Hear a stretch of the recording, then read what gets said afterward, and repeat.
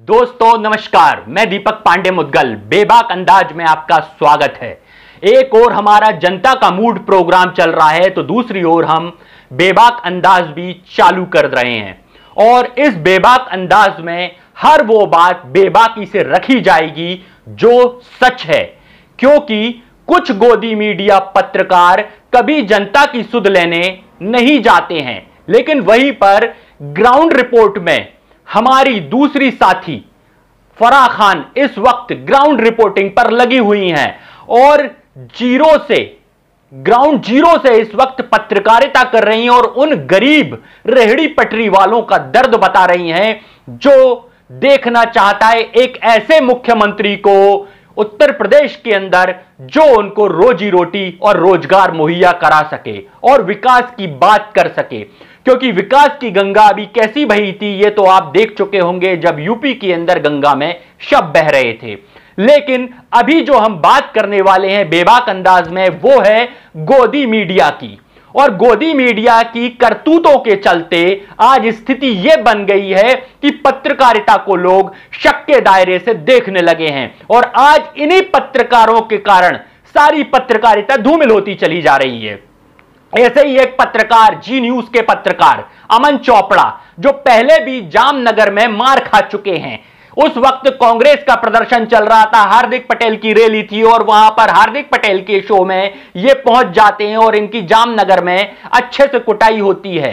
और इसके बाद अभी हाल ही में जंतर मंतर पर जहां पर किसान संसद चल रही है वहां पर भी ये अमन चोपड़ा जो इंडोर शूट करते हैं, रिपोर्ट करते हैं, एंकरिंग करते हैं, ये जब ग्राउंड पर पहुंचे तो इनको भद्दे भद्दे शब्दों से पुकारा गया और गोदी मीडिया के नाम से इन्हें ललकारा गया और इनको दौड़ाया गया।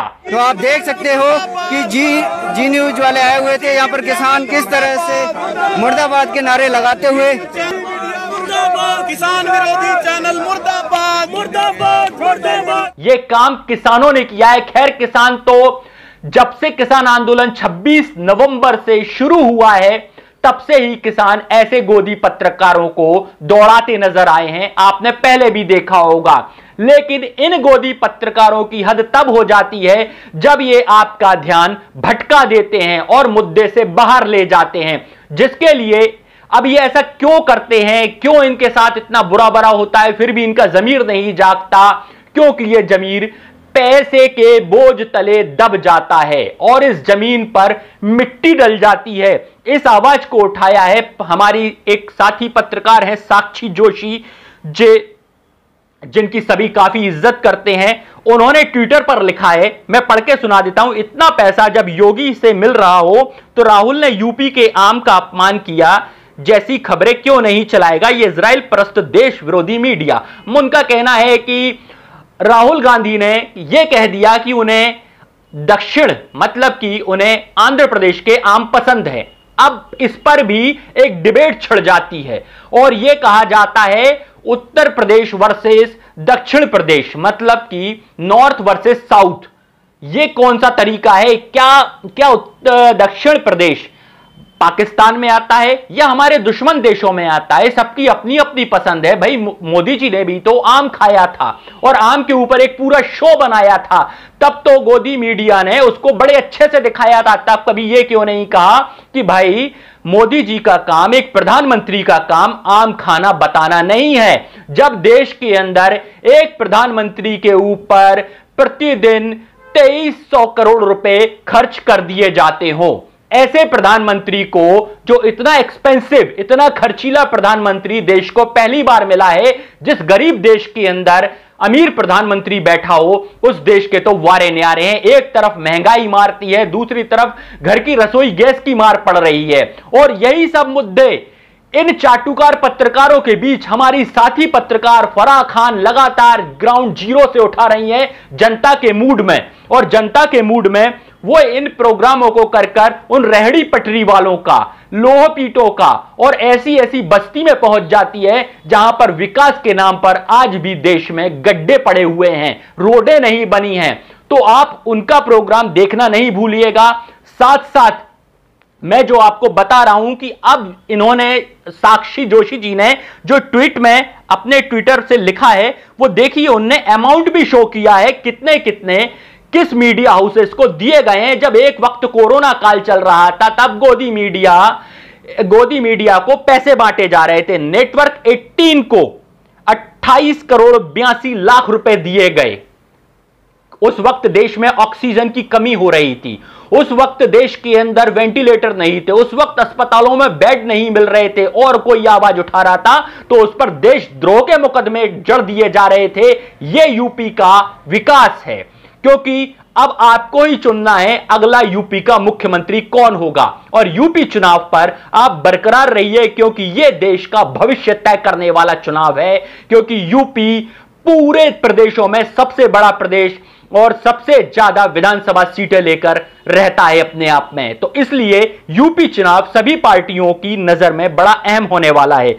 अब जी मीडिया हाउसेस को दिए हैं 23 करोड़ 48 लाख रुपए। ऐसे ही तमाम लिस्टें इसमें ABP, India today, Republic media और सुदर्शन न्यूज, न्यूज 18, आज तक, इंडिया टीवी, जी न्यूज, रिपब्लिक भारत, एबीपी, तमाम ऐसे चैनलों के नाम दिए हुए हैं जिसे न्यूज लॉन्ड्री ने भी छापा है।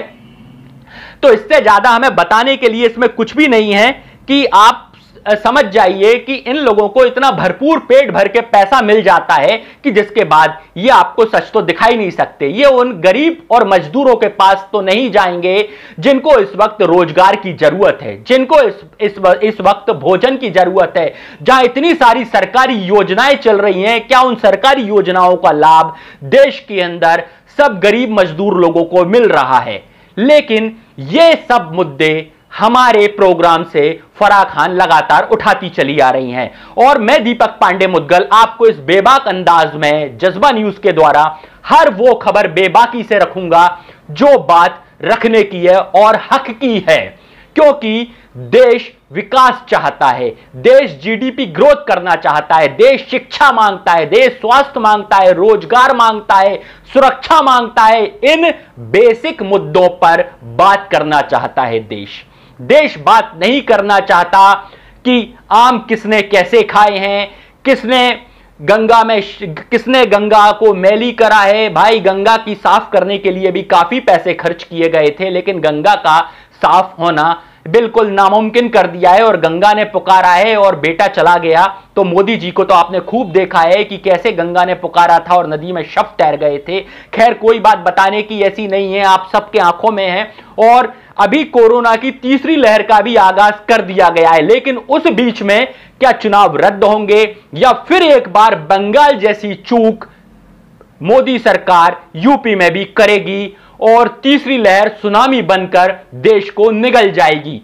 अब यह देखने वाली बात होगी कि आप कैसी सरकार को चुनने वाले हैं, क्योंकि हमारा काम सच दिखाना है, सच बताना है, बाकी चुनना आपका काम है। और जो लोग ये कहते हैं कि वो राजनीति नहीं करते, तो राजनीति सभी करते हैं। जो लोग वोट देते हैं वो राजनीति करते हैं, क्योंकि उनके हिस्सेदारी उस वोट के द्वारा उस राजनीतिक प्रतिनिधि को चुनने में आ जाती है। इसलिए आप सार्वभौमिक सच को अपनाइए कि आप देश की सत्ता को तय करने वाले हैं। और इस बार यूपी के मन में कौन है, यूपी की पसंद कौन है, योगी या फिर अखिलेश या फिर कोई और, ये आपके हाथ में है। और हमारा सर्वे जारी है, यूपी पर हमारी नजर बनी हुई है। आप देखते रहिए जज्बा न्यूज। मैं आपके साथ दीपक पांडे मुद्गल, बेबाक अंदाज में आपका स्वागत है। और बने रहिए जज्बा न्यूज के साथ, जनता के मूड में भी देखते रहिए फराह खान को ग्राउंड रिपोर्ट से। जय हिंद।